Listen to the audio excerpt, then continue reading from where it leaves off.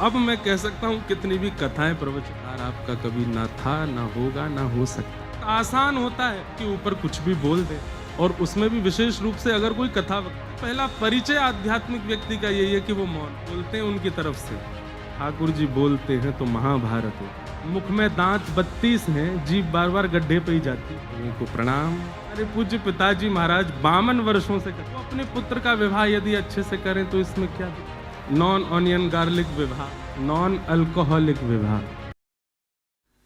सोच के बहुत कुछ आए थे, लेकिन श्रीमद् भागवत जी को देख करके, इस व्यासपीठ का दर्शन करके लगभग 1 महीना हो गया हमको भी, और पीछे विराजमान पंडरीनाथ भगवान का दर्शन करके एक ही बात समझ आती है, और इसके अलावा हम कुछ भी नहीं बोलेंगे। यह संसार सकल जग झूठा, झूठा कुल नाता। यह संसार सकल जग झूठा, झूठा कुल नाता।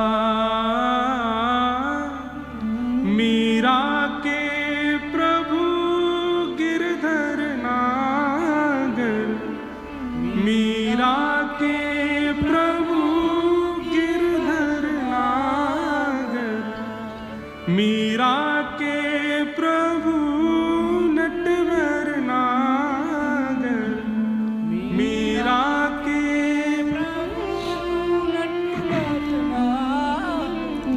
हरि चरणा चितराचि गिरधर, जन्म मरण रासाथी।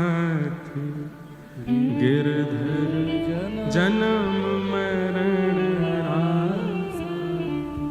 हो याए नाय बिसरू में दिन राती। याए नाय बिसरू में दिन राती। गिरधर जन्म मरण रासाथी। गिरधर जन्म मरण रासाथी। भैया, संसार में चाहे आप कितनी भी उपलब्धियों को प्राप्त कर लो, कितनी भी श्रेष्ठताओं को प्राप्त कर लो, और अब मैं कह सकता हूं कितनी भी कथाएं प्रवचन कर लो, ये संसार आपका कभी ना था, ना होगा, ना हो सकता है। लाल जी हमेशा आपके थे, हमेशा आपके हैं, हमेशा आपके रहेंगे।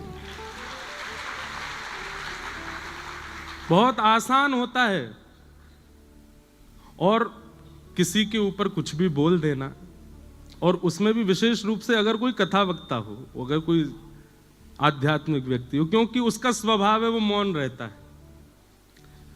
आध्यात्मिक व्यक्ति का स्वभाव क्या? सबसे पहला परिचय आध्यात्मिक व्यक्ति का यही है कि वो मौन रहेगा, वो कुछ नहीं बोलेगा, और जो बोलने लग जाए वो आध्यात्मिक नहीं है, वो भक्त नहीं है, वो भक्ति पथिक नहीं है। जो बोलता हो, जो चिल्लाता हो, जो शोर मचाता हो, जिसका विवाद में रुचि हो, वो भक्ति पथिक नहीं हो सकता।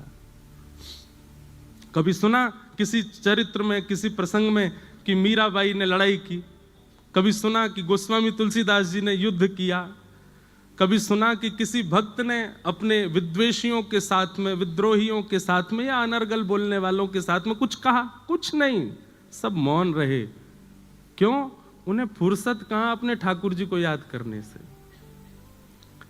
ठाकुर जी बोलते हैं उनकी तरफ से, और जब ठाकुर जी बोलते हैं तो महाभारत होता है, फिर कुछ नहीं होता। इसलिए यह संसार सकल जग झूठा, झूठा कुल नाता। मीरा के प्रभु गिरधर नागर, हरि चरणा चितराची। गिरधर जन्म मरण रा साथी, मैं याने नाय बिसरूं दिन राती। हमारे जीवन का एक नव प्रसंग प्रारंभ हुआ। बहुत लोगों ने प्रेम दिया, बहुत लोगों ने स्नेह दिया, बहुत लोगों ने आशीष दिया, पर मुख में दांत 32 हैं, जीभ बार बार गड्ढे पे ही जाती है। कई लोगों ने ऐसी मुख दिखाई दी कि महाराज बस याद रहे जीवन भर। बाबा और हो गए हम, बाबा की इतनी बड़ी शादी, बाबा का ये, बाबा का वो। सब लोगों को प्रणाम।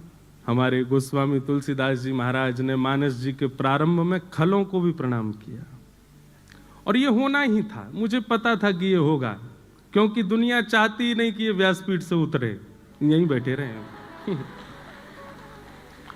हमारे पूज्य पिताजी महाराज 52 वर्षों से कथा कर रहे हैं। कितने वर्ष?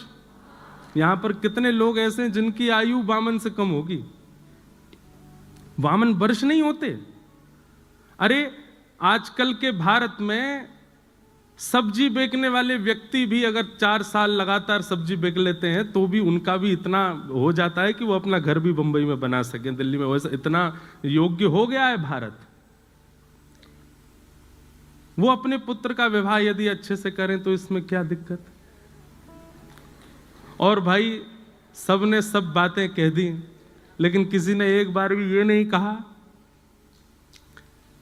उस विवाह में एक वस्तु भी बिना प्याज लहसुन के नहीं थी। सब में कुछ ही में भी कुछ नहीं था, सब कुछ नॉन ऑनियन गार्लिक विवाह। और सुनो, नॉन अल्कोहलिक विवाह।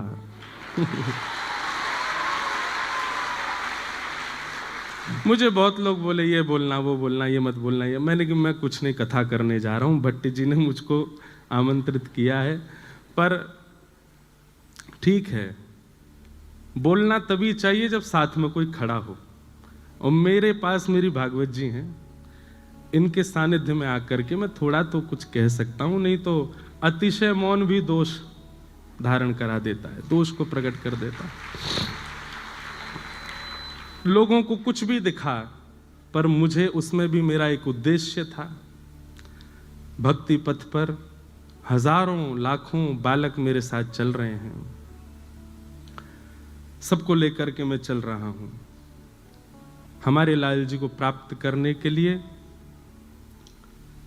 सबकी आवश्यकता है, माँ पिता बंधु बांधव, और एक गृहस्थी को जिस नव पड़ाव की आवश्यकता थी वह भी हुआ। परंतु सब समाज संसार के लोग हैं, सबको हम प्रणाम करते हैं, सबको हम वंदन करते हैं। आपसे हम प्रार्थना करते हैं, आप भी मौन रहना शुरू करो। भैया जीवन के 4 ही दिन बचे हैं, बहुत लंबा समय नहीं है हमारे पास में। एक दूसरे को पकड़ के नीचे गिराना, ये करना वो करना, उसकी निंदा स्तुति करने में समय निकल जाएगा। भगवत प्राप्ति कब करोगे फिर? अगर उसी बीच में प्राण निकल गए तो ठाकुर जी की प्राप्ति कैसे होगी? इसलिए सब विषय विकारों को छोड़ो, ठाकुर जी की सेवा में लगो, ठाकुर जी की सेवा भाव से करो। हमारा उद्देश्य, मैं तो पहले ही कहा है हमेशा, कि आप एक चूक करके तो देखो, चूक नहीं भी करो तो भी लोग आपको पकड़ेंगे। ये संसार का नियम है, स्वभाव है, स्वरूप है। और उसमें भी आध्यात्मिक व्यक्ति पर तो कीचड़ उछालना सबसे आसान होता है, क्योंकि उसका स्वभाव मौन होता है।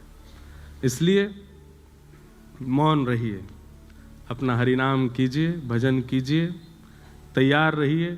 जब व्यास जी नहीं बचे तो हम तो श्रोता हैं, हमको भी पकड़ा जा सकता है। तो इसलिए बस ठाकुर जी की नजरों में राजी रहो, बाकी संसार की नजरों में तो कभी राजी आप हो ही नहीं सकते, कभी आप अच्छे हो ही नहीं सकते। खूब प्रसन्नता से मुंबई कथा में महाराष्ट्र के भक्तों के चरित्र हम लोग सुनेंगे, भागवत की कथा होगी, और